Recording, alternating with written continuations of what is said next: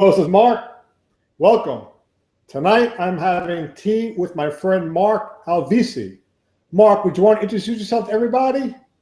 Hello, everyone. I hope everyone is having a wonderful holiday season. I know it's ramping up here on my end. All right. So, Mark, before we went on the show, I told you that the topic we're talking about is strength, courage, and vitality.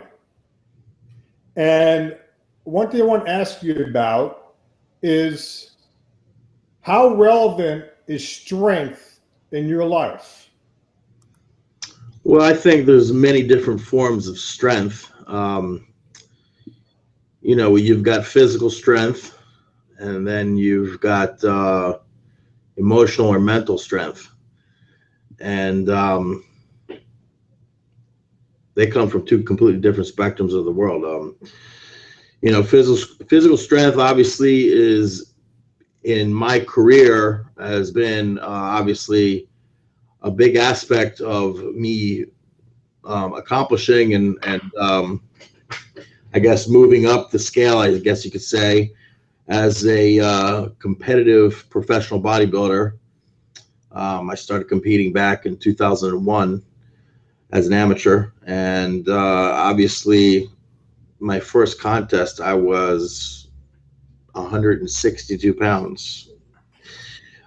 So as we're talking about strength, I mean, obviously, I was strong, but as you grow and then you become stronger, as the years pass and you progress and you put on more muscle, obviously you're going to increase physical strength to move up the ladder into the heavier weight classes, and then ultimately into the heavyweight class where I was competing in the NPC. In 2009, I ended up winning the heavyweight and the overall title and the 2009 NPC USA Championships. So,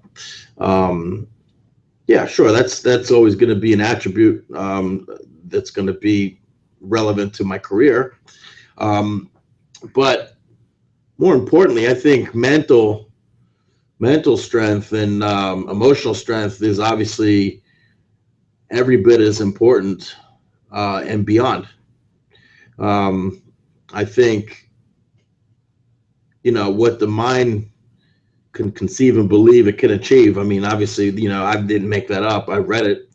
But, in anything that you want to set out to do, having that mental and emotional strength is going to play out everywhere in your life.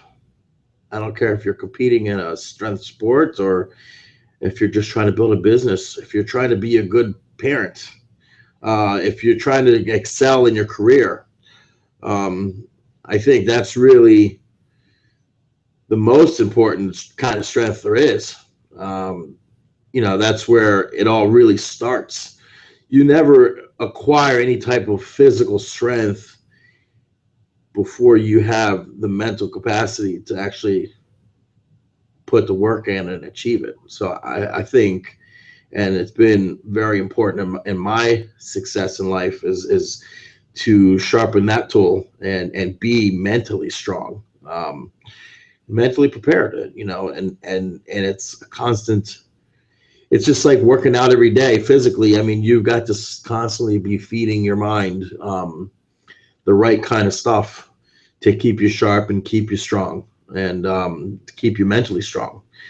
Because there's a lot of things that you're going to encounter that are going to try to tear you down mentally and emotionally. So I think it's very important to, water that plant, if you will, as far as, mentally strengthen your mind and emotionally and things like that. And there's plenty of tools that are available to us to do that. And that's really what I'm about, is really just educating myself from a motivational standpoint to understanding what makes a human body tick, what makes the mind tick, what, why we make decisions, why we experience different emotions. I think that's really the most important thing. If you could understand it and master it, then I believe that, you know, we have the ability to be unstoppable. Awesome answer, Mark. Totally awesome. And you were talking about the mental aspect, and one thing I was asking you about was, you know, negativity and dispelling negativity. To be a winner, you know, you must have that type of skill. Can you elaborate more about how you overcome like negativity in your life to get to where you are? Well, whether we like it or not, negativity is going to exist in the world we live in. It's just one of those things. It's just going to happen. It's one of the things that I believe that naturally is ingrained in human beings is, you know, even from a baby. You know, hey, if I'm hungry and I'm a baby and I don't have language, I'm going to cry and I'm going to throw a little fit. And, you know, if you ever see a colicky baby, they hold their breath till they turn blue because they're not getting what they want. That's a negative emotion. You know, so I think that's ingrained in us from childhood, but it's also a learned behavior. You know, until the baby realized that, you know, if I don't get what I want, I'm going to cry. The baby didn't cry for negativity. But that's something that we have to work on a daily basis, I believe, to overcome and not allow negativity to control our lives. Because if you are not conscious of it, you're going to give it power. And you're really not going to be effective coming from a negative standpoint, or a term I like to use is vibration. So, you know, really, I believe that if you can be vigilant in not allowing negativity to really run your life, and instead you are making those decisions actively and coming from a positive standpoint, I believe you're going to be a much more effective person in anything that you do. Because to live negatively is to live by emotion, and usually, you know, emotional reactions are not rational reactions. And typically that means they're not really well thought out. And usually you're allowing the negative emotion to control your decision-making process, which is not necessarily coming from a smart, rational perspective. And I think it's really important to not let negativity control your life. And quite honestly, I mean, if you've ever been around a negative person, it's a turnoff. It's not really, you're not going to really attract people in a negative state except for other negative people, because misery loves company. And really all you're really going to attract are other negative people that are complaining and not seeing things going well. And, you know, if you want the flu, hang out with people who have the flu. You know, I prefer to be in a circle of people that are positive and happy and successful and winning and seeing positive results. That's the crew I like to be around. And it doesn't feel good to be negative. It's not a good vibe. It's a low vibration, you know. Yeah, I'd rather be on the other end of it. So, you know, you're not going to find somebody that's usually successful that's usually negative. You know, I'm going to stop there. Awesome. Wow, Mark, that's an awesome answer. And obviously, to do what you do requires a certain level of courage and sacrifice. Would you want to go more into about, like, you know, what role courage and sacrifice played in your life? Well, I can tell you that early on in my bodybuilding career, courage comes up for me in the fact that, you know, I'm expected to get on stage in front of 3,000 people in nothing but a pair of posing trunks. So there's a certain amount of courage that you're going to have to require to feel that you belong up there with other great competitors, and that you're good enough physically to be in the running, let alone win. So yeah, courage comes up early on, you know, just feeling that you have what it takes to actually dominate a physique contest. But courage goes into other things in life too, like business, you know. I've always been an entrepreneur. I've always been one to have various businesses, and to take a leap of faith and lay out all your time and tens of thousands of dollars, sometimes hundreds of thousands of dollars, in my own experience, on a concept and an idea for a business takes a lot of courage.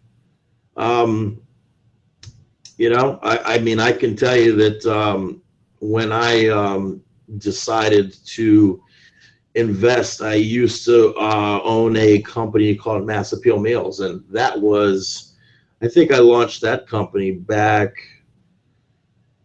2005, maybe 2005, 4 or 5, somewhere in there in that time frame. And I mean, I took out an equity line on my house, and I invested over $100,000 in that business, in which it was a health food delivery service. And you know, I did the whole bit. I mean, I started cooking everything myself, and then I outgrew my own kitchen, and then I outsourced, and I hired a local restaurant to prepare my meals, you know, my recipes. I outgrew the restaurant, and then I had to go to an actual commissary like set up to where I had a whole staff dedicated to producing all my meals. And I purchased a lease on a warehouse. You know, I went out and dropped about $30,000 on a walk-in cooler, brand new cooler freezer setup. Bought a truck, you know, for my first delivery vehicle. So yeah, that takes a lot of courage. You know, it takes a lot of risk, a lot of sacrifice, which is the other thing you brought up. You know, if you're really willing to do something different and great, and put your neck out there, you're going to have to make some risk. You know, no risk, no reward. You know, there's risks that are going to be involved in life. If you want to stay in the, you know, in the passing lane, you know, or it takes a lot of courage to really step out on a limb and, you know, risk a lot of money financially, maybe everything you've got, your time, maybe walk away from the security of a steady career. That's okay. You know, and then, as far as sacrifice is concerned, you know, it's one and the same. As far as from an athlete standpoint, tremendous sacrifice. You know, anybody out there that's ever dieted for any type of physique contest, whether it's bodybuilding, my background is bodybuilding. You know, there's physique, there's bikini, there's physique women, men. You know, you've got fitness, figure. You know, there's a lot of different categories, but there's a lot of sacrifice that goes into what it takes to physically do the work and train. Meaning, for me, I mean, you know, pre-contest, I had 3 different sessions in the gym a day. You know, my day typically would start at 5 in the morning, getting up to do cardio before the sun is up, just so that I could get home to start eating my meals that I had to cook and prepare myself. And then basically form my entire day around timing of my meals and getting back to the gym in the afternoon to do my first training session. And then making sure that I'm, you know, I have a career and I got a job to do. And then I wasn't always a sponsored athlete early on. I was still working a full-time job too.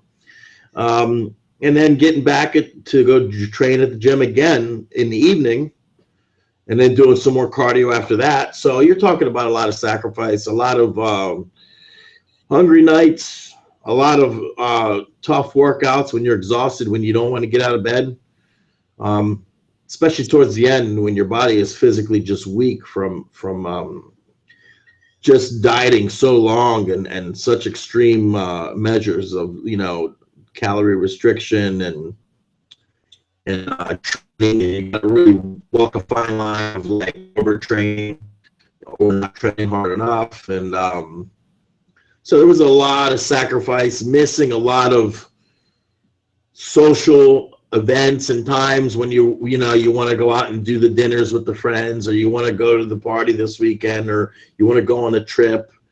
And, you'll see that in business too. Tremendous sacrifice. Because if you're a business owner, especially if a small business owner like myself,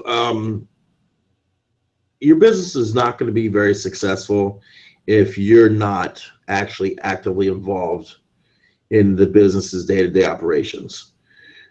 You're blessed if you can have a group of people in the form of employees or partners that are there to help you carry the load and carry the weight of the responsibility of building and maintaining successful business. So there's going to always be sacrifice on the business side of things too.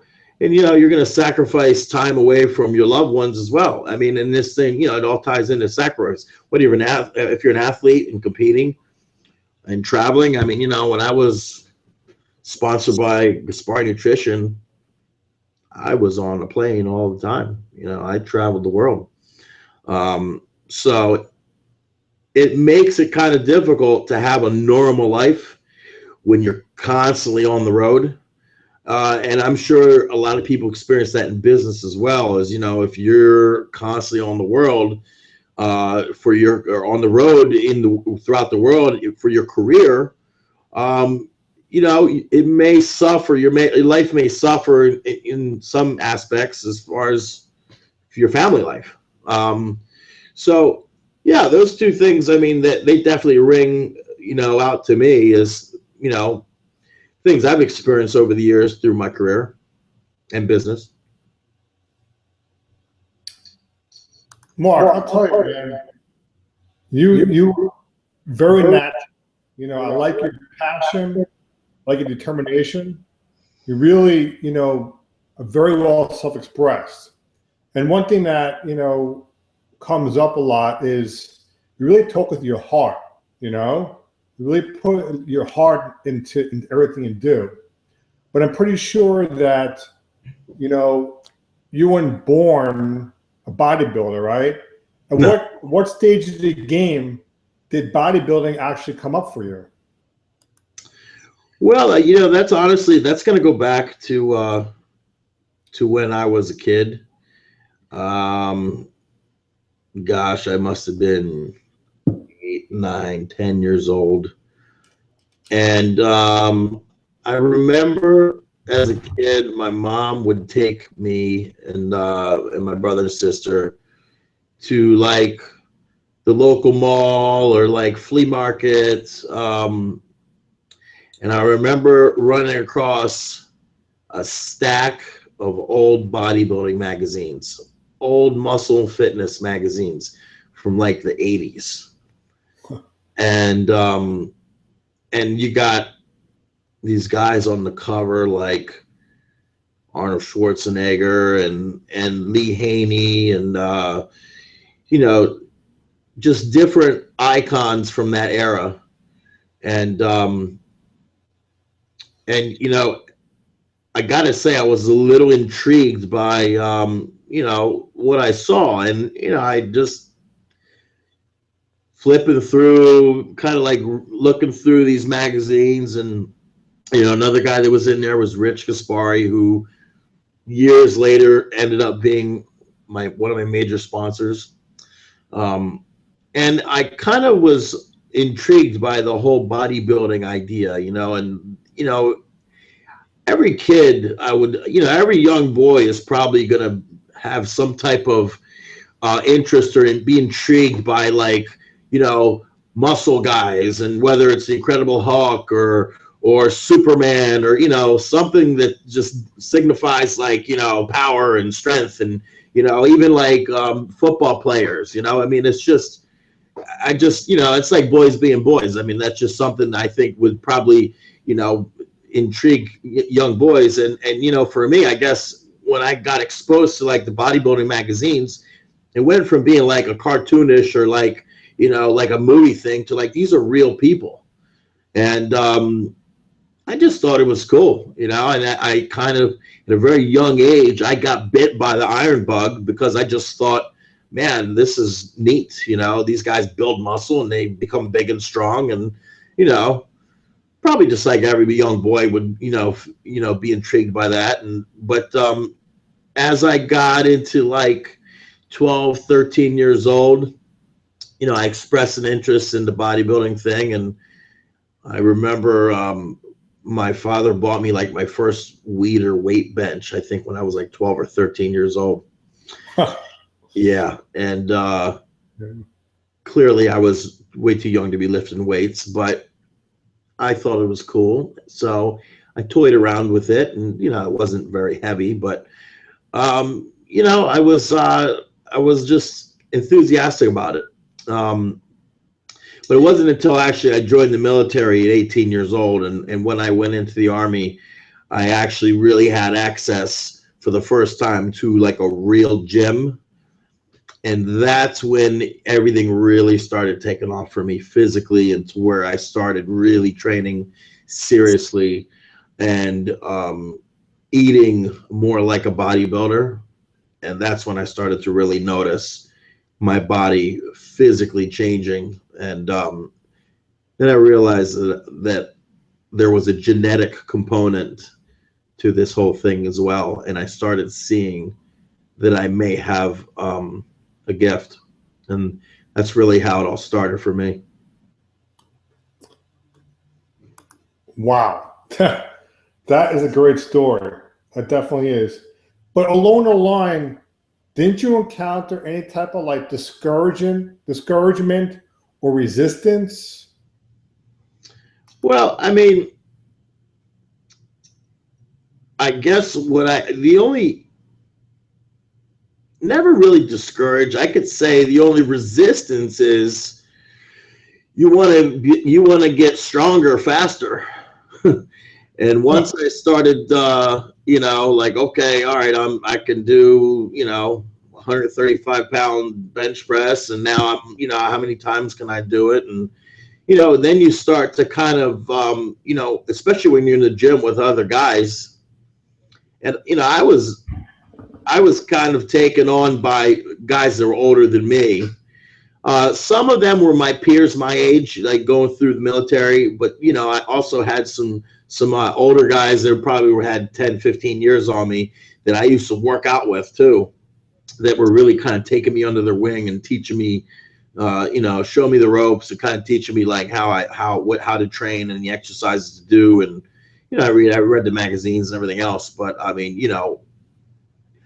the only, frustration, I guess you could say, or discouragement is, like, I wanted to, like, get stronger faster, and, obviously, I'm like, man, I can't wait to hit 225, and, which is, basically a bench press with 245-pound plates on each side. And, I remember that was like a benchmark for me. I was like, oh, wow, and then it's like a competition with your buddies, and who's going to hit 225 first. And then once you're doing it, how many times can you do it? So that, with that, there was really never any discouragement at all. It was just the competitive nature that I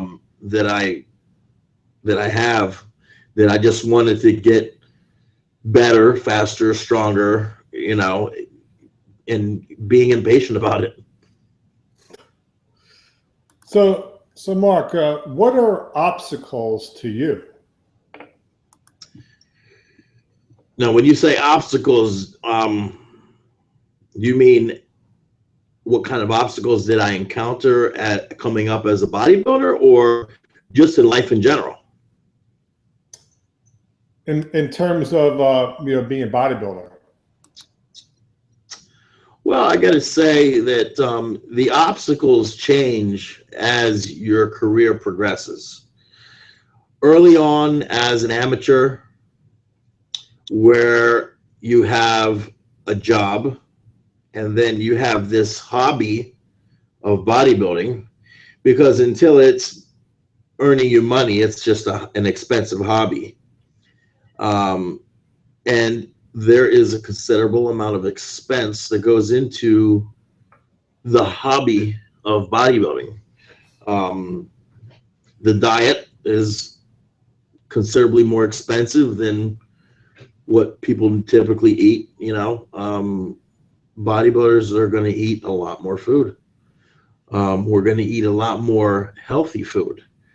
Go to your local grocery store. You can get ground chuck beef, or you can get lean ground beef.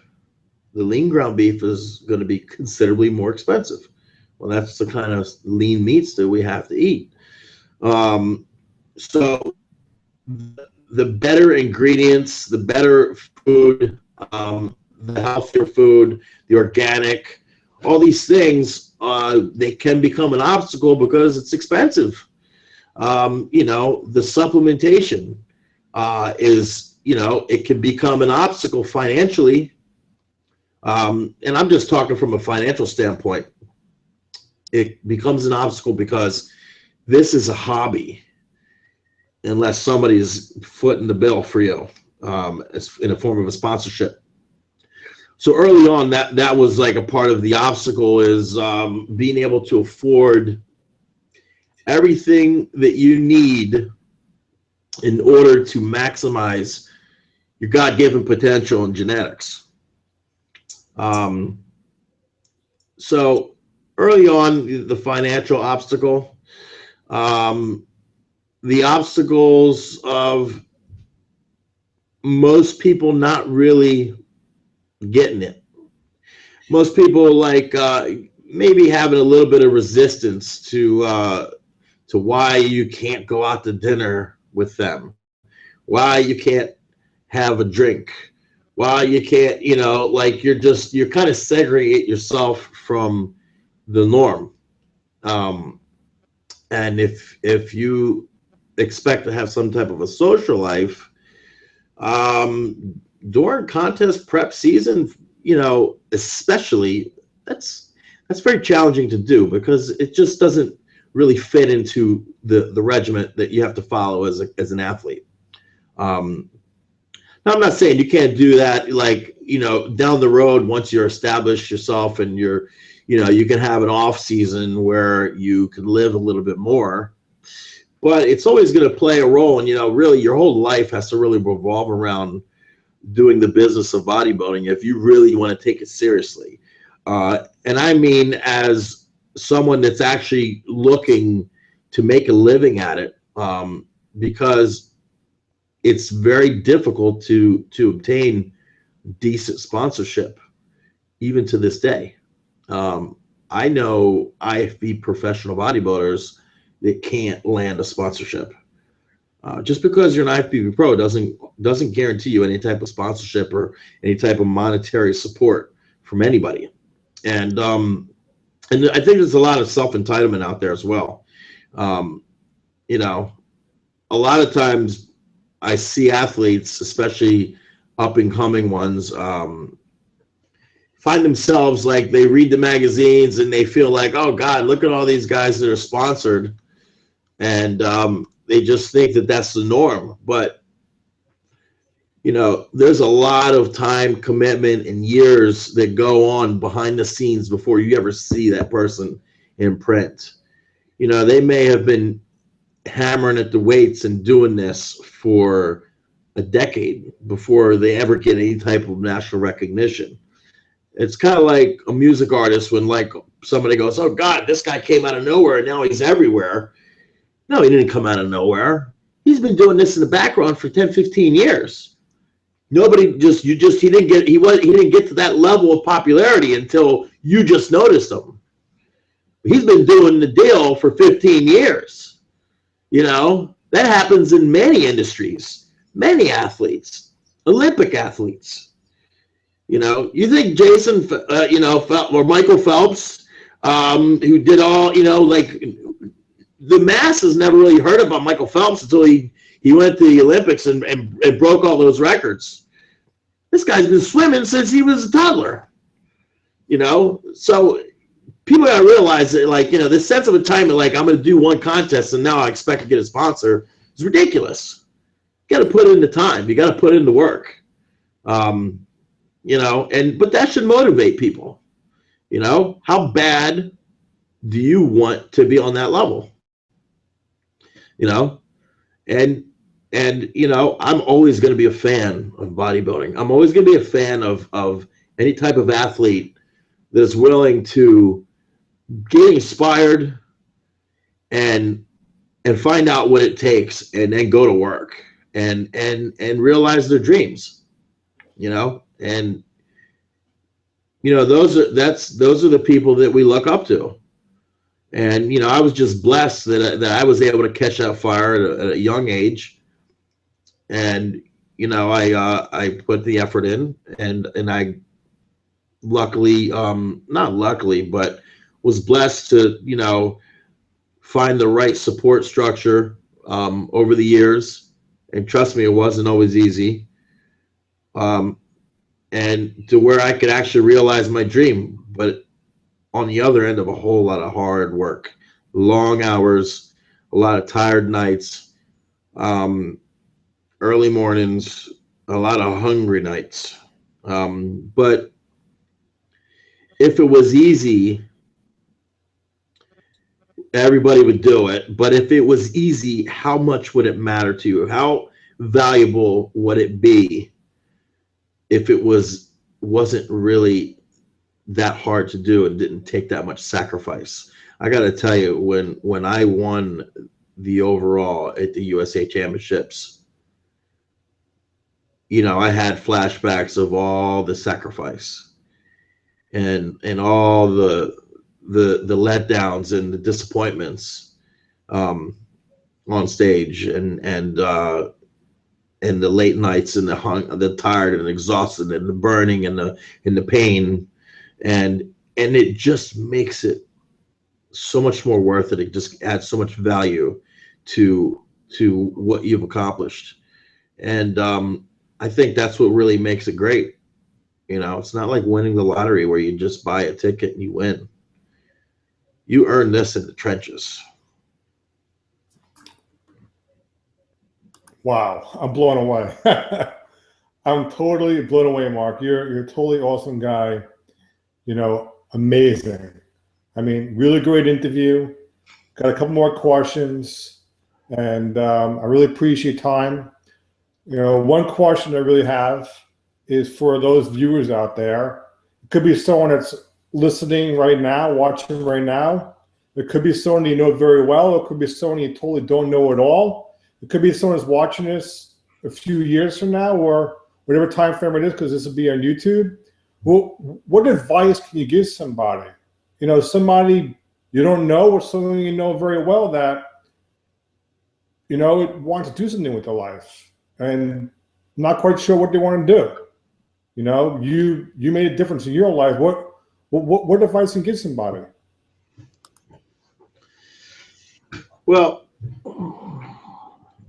I guess the first thing is really identifying what it is that you do want to do. When you say what you want to do with your life, there's a lot of different facets of that. What do you want to do with your life as a career? What do you want to do with your personal life, your family life? What makes you happy? I mean, you really got to identify, like, what makes you tick. What's the end game? I think a lot of people get caught up in just like the day-to-day and survival, trying to survive you know, physically, monetarily. I mean, you know, got to pay the bills. I mean, you got to make sure the rent's paid or the mortgage. You know, so that ties into, like, you know, how you're making your money. What's your career? You know, I think there's a difference between what you do to make your money and what's your career, because, you know, your career should be something that you really enjoy doing. You know, some people really enjoy being a doctor because they feel like they're healing people, they're helping people. You know, not everybody does a career just to pay their bills. You know, and I think a career should be rewarding, not only monetarily, but I think your career should make you feel rewarded, and make you happy. You know, that's why we have teachers. They're not doing it for the money. You know, they're doing it for the reward of, they feel rewarded in helping others and teaching people. And you know, firefighters, police officers. I mean, clearly they're not doing it for the money. So, yeah, you gotta support your family. You gotta pay the bills. But, you know, these are people that they're there because for purpose, and they want to make a difference. You know, EMTs, you know, they're on that same category. So I think it's really important to really identify, like, what it is that you really are going to find rewarding. What is going to really, you know, have you feel like you're living an extraordinary life, to where you're happy to get out of bed every day and go to your job or perform whatever duty it is that you know, that puts food on your table. And I got to tell you that there's probably more people that don't feel that way than do, and it's a shame. But, you know, this is the 21st century, and at the end of the day, you know, you got to make ends meet. And a lot of times I feel people fall into career means an end, try to make ends meet, not necessarily what they enjoy doing. So I think it's really important to identify, you know, what is it that you really want to do, and you may not even know what it is that you want to do. That's why you have to do a little research. You know, thank God we have that, which is endless information about careers, hobbies, ways of making money. I mean, it's endless. So I think it's really important to really identify what it is that you want to do, and you know, what's it going to take to make you happy, and have you looking forward to really every day. I think it's really important to bringing it back to the positive side of things. Mentally feed your mind. You know, I've always been a student of personal development tools in the form of, like, books and audios and things like that. I've read countless books, to name a few: How to Win Friends and Influence People, The Power of Positive Thinking, The Magic of Thinking Big. These are just a few books that I've read that really, really, really make a big difference on how you think, and definitely positively has impacted my life. And I think that this world is, you know, we're going to be surrounded by a lot of negative things and people and experiences that could bring us down. And it's really your responsibility, you owe it to yourself, to put more positive in, and educate yourself.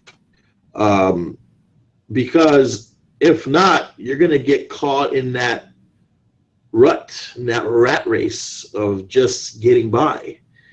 And there's nothing exciting about that. And, you know, my recent experience of going to the Landmark Forum, the advanced course, you know, really solidifies and really, you know, really helps to just bring everything into focus, and it's very empowering. And you know, it's empowering to know that we all have a choice. You know, you're going to get whatever you focus on. If you want to focus on the negative and how bad things are going, you're going to get more of that. So, you know, and we're all capable of it. We're all guilty of it. But the thing is, it's kind of like, hey, you know, it's not, if you get bucked off the horse, you got to get back on. And really, it's just about keeping your head up and staying positive and searching for activities you can feed your mind, and surround yourself with other positive people that are winning.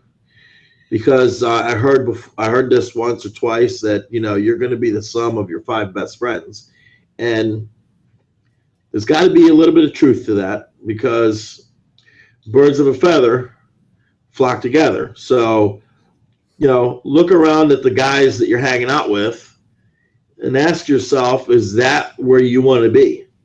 And I think identify with some people that you admire and hang out with people like that. Get in their head, sponge the knowledge from them. You know, people that are just happy, that are living a fulfilled life, not necessarily wealthy, but are just happy, and they're living good, and maybe have things that you wish you could have. And that flew. I want. And that would be my advice.